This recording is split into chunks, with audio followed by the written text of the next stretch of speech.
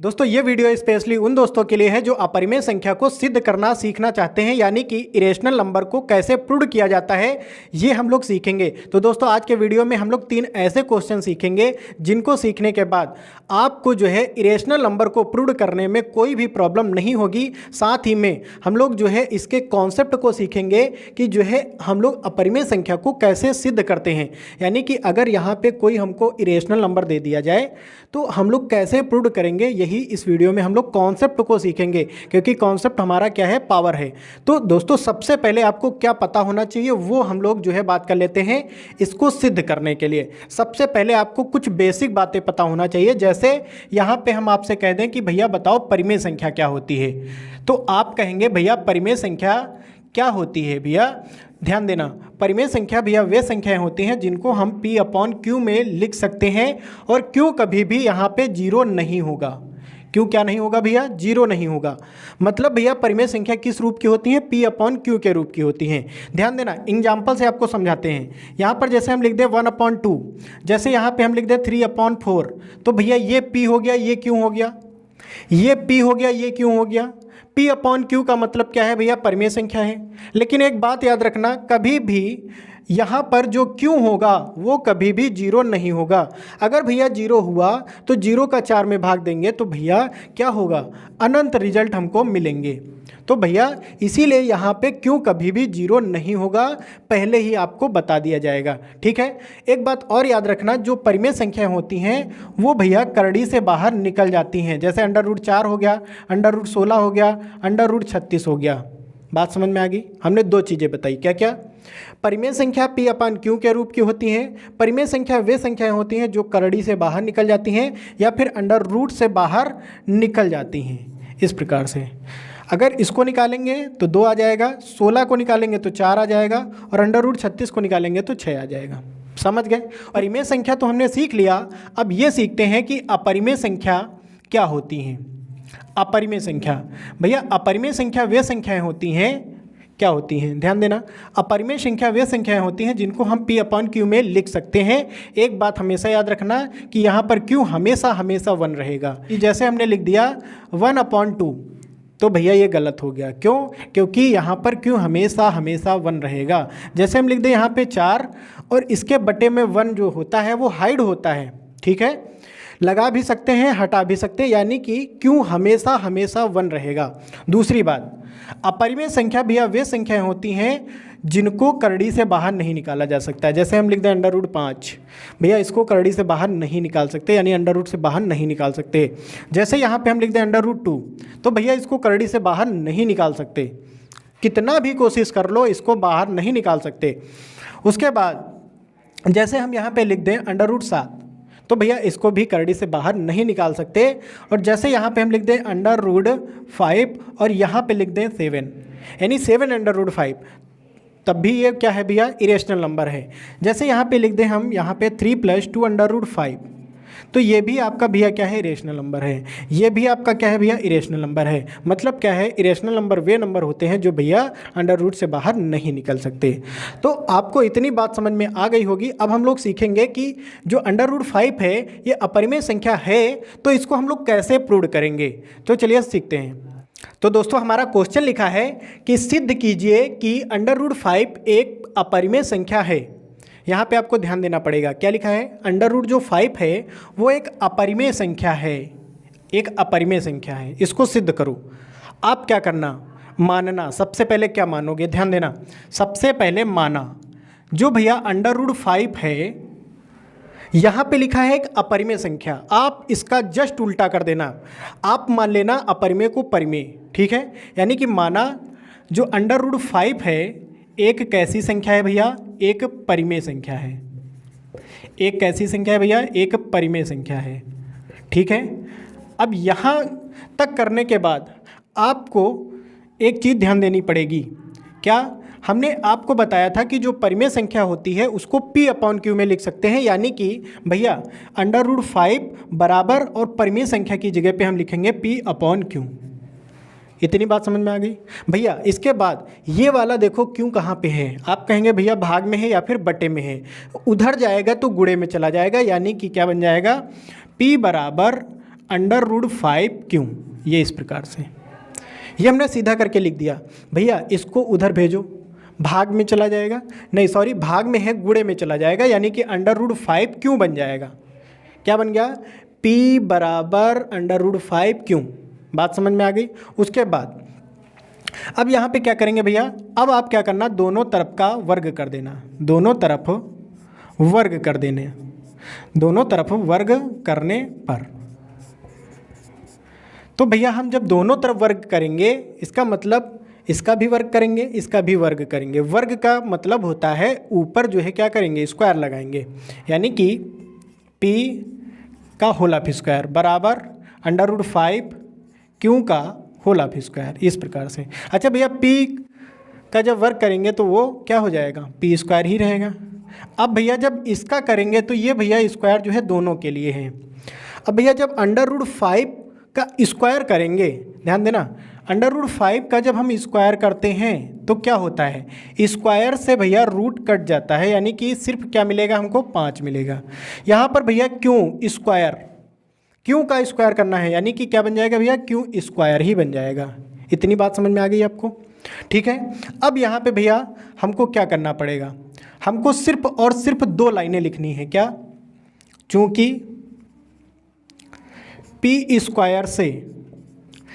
P² से 5 विभाज्य है, P² से 5 विभाज्य है, इसलिए भैया सिर्फ P से भी 5 विभाज्य होगा, सिर्फ P से भी 5 विभाज्य होगा। अब भैया आपको क्या करना है, अब आपको बस चीटिंग करना है। अब चीटिंग कैसे करेंगे, ध्यान देना। अब ये काम आपको नीचे करना है, यहाँ पे जगह नहीं है इसलिए हम नहीं कर रहे हैं, हम इधर कर रहे हैं, आपको नीचे करना है, ठीक है। अब ध्यान देना, कहाँ से चीटिंग करोगे, यहाँ से, यानी कि यहाँ से फिर से दोबारा करना है। P बराबर, यहाँ पे देखो P बराबर, यहाँ पे √ ना लेना, 5 ले लेना, 5 ले लिया, क्यों की जगह पे R ले लेना, समझ गए। सबसे पहले P बराबर क्या ले लिया हमने, यहाँ से 5 ले लिया, क्यों की जगह पे क्या ले लिया, R ले लिया। अब भैया क्या करेंगे, यही वाली लाइन फिर से यहाँ पे लिख दो, दोनों तरफ वर्ग करने पर, दोनों तरफ वर्ग करने पर, दोनों तरफ वर्ग करने पर करो भैया वर्ग। तो भैया इसका P का वर्ग करेंगे तो P² बन जाएगा, इसका वर्ग करेंगे भैया देखो क्या बन जाएगा, इसका पूरा होल ऑफ स्क्वायर बनेगा, ठीक है। अब भैया P² का P² ही रहेगा, भैया इसका स्क्वायर करेंगे तो भैया जो स्क्वायर है वो दोनों के लिए है, 5 के लिए भी है, R के लिए भी है, यानी कि 5 का वर्ग, यानी 5 का वर्ग क्या बन जाएगा भैया, तो आप कहेंगे भैया 5 × 5 यानी कि क्या बन जाएगा, 25। अब भैया R का वर्ग यानी कि R का स्क्वायर क्या बन जाएगा, R²। अब अगर हम आपसे कहें कि P² को अगर हम जो है ये लिख दें तो कोई दिक्कत है, नहीं दिक्कत है। क्यों, क्योंकि ये भैया दोनों आपस में बराबर हैं, ये बराबर है इसके, ये बराबर है इसके, तभी तो बीच में बराबर का निशान लगाया गया है। यानी कि P² को हम क्या लिख देंगे, 5Q² बराबर कितना, 25R²। भैया जब चीज़ें बराबर में हो तो याद रखना कटती हैं, कैसे कटेंगी, 5 25, ठीक है। यानी कि क्या मिला हमको, Q² बराबर क्या मिल गया हमको, 5R²। सेम लाइनें फिर से लिखनी है, यही वाली दोनों लाइनें यहाँ पे, ठीक है। चूँकि Q² से, वहाँ पर P² से था, यहाँ पे Q² से 5 विभाज्य है, इसलिए सिर्फ Q से भी 5 विभाज्य होगा। अब भैया ध्यान देना, सबसे लास्ट वाली लाइन क्या लिखनी है, अतः P और Q दोनों से 5 विभाज्य है, इसलिए यह हमारी अवधारणा विपरीत हो जाएगी। अतः हम क्या कह सकते हैं कि जो √5 है वो एक अपरिमेय संख्या है। बस सिद्ध हो गया। लास्ट वाली लाइन आपको बिल्कुल नीचे ले जाना है, हम यहाँ पे लिख देते हैं क्योंकि नीचे जगह नहीं है। तो यहाँ पे हम क्या लिखेंगे, सबसे नीचे, अतः P तथा Q दोनों से 5 विभाज्य है, जो हमारी जो हमारी अवधारणा के विपरीत है, अवधारणा के विपरीत है, इसलिए हम कह सकते हैं, क्या कह सकते हैं भैया, √5 एक कैसी संख्या है, एक अपरिमेय संख्या है, अपरिमेय संख्या है। तो मेरे दोस्त, आपको ये समझ में आ गया होगा कि हम लोग कैसे चीटिंग करते हैं और कैसे कॉन्सेप्ट को लगा के प्रूव करते हैं। तो अब हम लोग सीखते हैं अपना दूसरा क्वेश्चन, जिसमें यहाँ पे सिर्फ 7 लग जाएगा और ये सवाल बिल्कुल बदल जाएगा। ठीक है, सीखते हैं उसको। तो दोस्तों, हमारा क्वेश्चन लिखा है, सिद्ध कीजिए कि 7√5 एक अपरिमेय संख्या है। पिछले वाले क्वेश्चन में क्या था, √5 को सिद्ध करना था, लेकिन यहाँ पे 7 लग गया। तो दोस्तों, कॉन्सेप्ट वही रहेगा, लेकिन सवाल करने का जो तरीका होगा वो बदल जाएगा। ठीक है, तो देखते हैं कैसे करेंगे। सबसे पहले यहाँ पे क्या है, 7√5 एक अपरिमेय संख्या है, उन्होंने बताया। हम क्या मानेंगे, जस्ट उल्टा मानेंगे। क्या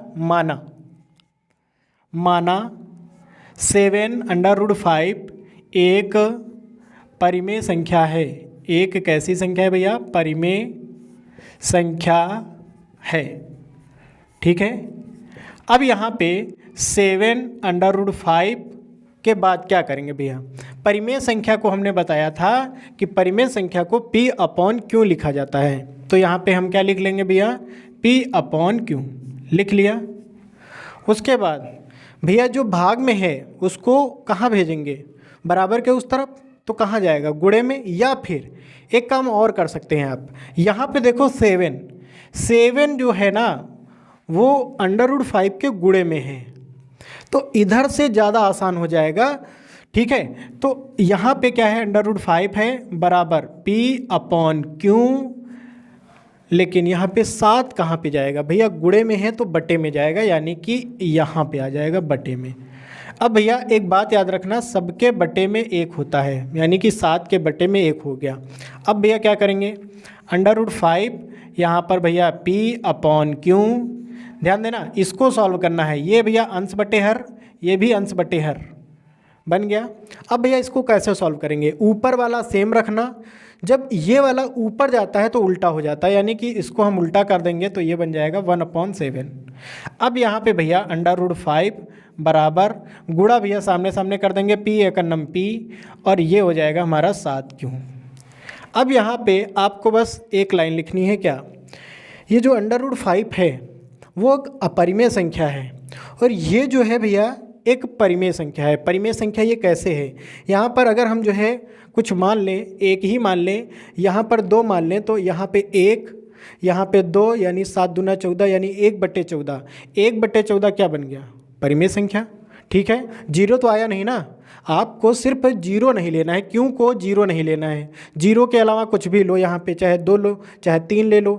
3 लोगे तो यहाँ पे क्या हो जाएगा, 3 सत्ते 21, ऊपर भी 3 ले लिया तो 3/21, यानी कि परिमेय संख्या बन गई। यानी ये अपरिमेय संख्या है, ये परिमेय संख्या है, और अपरिमेय संख्या परिमेय संख्या बराबर का निशान लगा है, तो भैया बराबर हो ही नहीं सकती, इसीलिए हमारी अवधारणा विपरीत हो गई है। तो हम क्या कह सकते हैं, जो हमारा 7√5 है ये एक अपरिमेय संख्या है। ठीक है, तो अब आपको बस लिखना है, क्या लिखोगे, √5 एक, चूंकि भी लगा दो, चूंकि √5 एक अपरिमेय संख्या है, अपरिमेय संख्या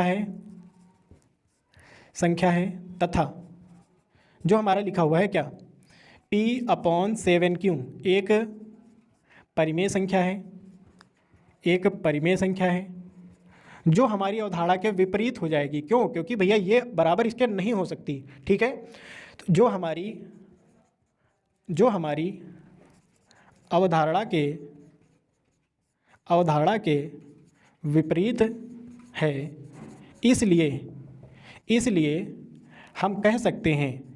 हम कह सकते हैं कि जो हमारा 7√5 है वो एक अपरिमेय संख्या है। 7√5 जो है एक अपरिमेय संख्या है, एक अपरिमेय संख्या है। तो दोस्तों, आपको ये वाला क्वेश्चन भी बहुत ही अच्छे ढंग से समझ में आ गया होगा। अब यहाँ पे अगर हम लोग क्या कर दें 3 + 2√5 कर दें तब उसको कैसे किया जाएगा, तो वो वाला सीखते हैं हम लोग। दोस्तों हमारा क्वेश्चन लिखा है सिद्ध कीजिए कि 3 + 2√5 एक अपरिमेय संख्या है। दोस्तों कॉन्सेप्ट सेम रहेगा, सिर्फ लगाने का तरीका बदल जाएगा। तो यहाँ पे क्या है, यहाँ पे ये लिखा हुआ है 3 + 2√5 एक अपरिमेय संख्या है। आपको क्या करना है भैया, जस्ट अपोजिट करना है। तो आप क्या मानेंगे 3 + 2√5 एक कैसी संख्या है भैया, एक परिमेय संख्या है। ठीक है, एक कैसी संख्या हो जाएगी, परिमेय संख्या है। एक भैया परिमेय संख्या है। अब भैया यहाँ पे ये क्या है, ये भैया परिमेय संख्या आपने मान लिया। ठीक है, माना। ठीक है, माना भी लिख दो यहाँ पे, माना। यहाँ पे आपने क्या मान लिया, 3 + 2√5 को परिमेय संख्या आपने मान लिया है, इसलिए आप इसको क्या लिखेंगे, तो इसको लिखेंगे 3 + 2√5 बराबर परिमेय संख्या को क्या लिखते हो, P/Q। तो यहाँ पे हम लिख देंगे भैया P/Q। ठीक है, अब यहाँ पे ध्यान दो, हम लोग इधर से नहीं भेजेंगे, इधर से इधर लाएंगे। भैया ये 3 जो है ना प्लस में है, इधर आएगा तो माइनस में आ जाएगा, यानी कि 2√5 बराबर P/Q -3। अब भैया जब भी कभी इस प्रकार का मिले तब कैसे सॉल्व करते हैं, इसको ध्यान देना। 2√5 बराबर, यहाँ पर सबसे पहले इसका इसमें गुणा हो जाएगा। ऊपर वाला अगर जोड़ है तो जुड़ जाता है, घटाव है तो घट जाता है, यानी कि ये क्या बन जाएगा P माइनस ये बन जाएगा 3Q अपॉन का भैया Q। अब भैया फिर से हमको क्या मिला, यहाँ पे 2 और मिल रहा है अभी। ठीक है, अगर हम जो है 2 को हटा दें इधर से तो ये अपरिमेय संख्या बन जाएगी, इधर परिमेय बन जाएगा, बस सिद्ध हो जाएगा। यानी कि ये जो √5 है इसको हमने इधर रोक लिया, ये जो 2 है ये भैया गुणे में है तो इधर आएगा तो कहाँ आ जाएगा, बटे में, यानी कि P - 3Q अपॉन का Q, और ये आ जाएगा भैया हमारा कहाँ पे, बटे में। चाहे आप इस प्रकार से बटे में कर लें, चाहे आप नीचे इसको कर लें, फिर आपको क्या करना पड़ेगा, अंश बटा हर, फिर अंश बटा हर इन्वर्स करना पड़ेगा, फिर से यही बन जाएगा। तो हमने क्या किया है, सीधे जो है इसको क्या बना दिया है, बटे में कर दिया है। ठीक है, अब भैया यहाँ पे क्या करेंगे, यहाँ पे ध्यान देना, क्या है √5 है और इधर क्या है। अब यहाँ पे ब्रैकेट को अगर हटा दिया जाए तो यहाँ पे गुणे का निशान आ जाएगा, ऊपर वालों का 1 में गुणा कराएंगे तो कोई इफेक्ट नहीं पड़ेगा, क्योंकि भैया किसी भी नंबर में 1 से गुणा होने पे कोई इफेक्ट नहीं पड़ता है। यानी कि P माइनस क्या बन जाएगा 3Q, और नीचे देखो क्या बन जाएगा, ये बन जाएगा भैया 2Q।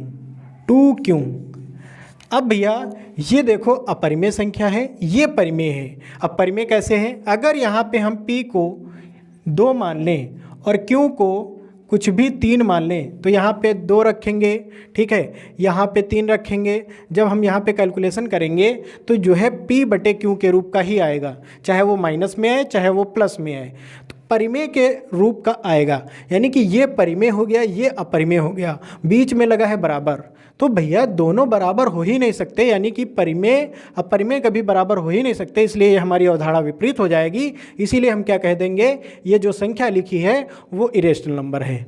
तो बस सिद्ध हो गया। अब यहाँ पे लिख देते हैं, यहाँ पे चूँकि √5 एक कैसी संख्या है, एक अपरिमेय संख्या है, अपरिमेय संख्या है,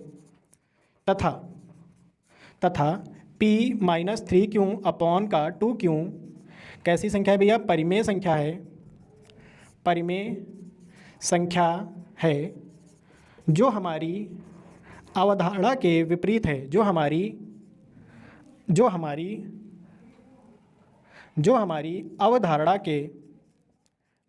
अवधारणा के विपरीत है। इसलिए भैया इसलिए हम कह सकते हैं,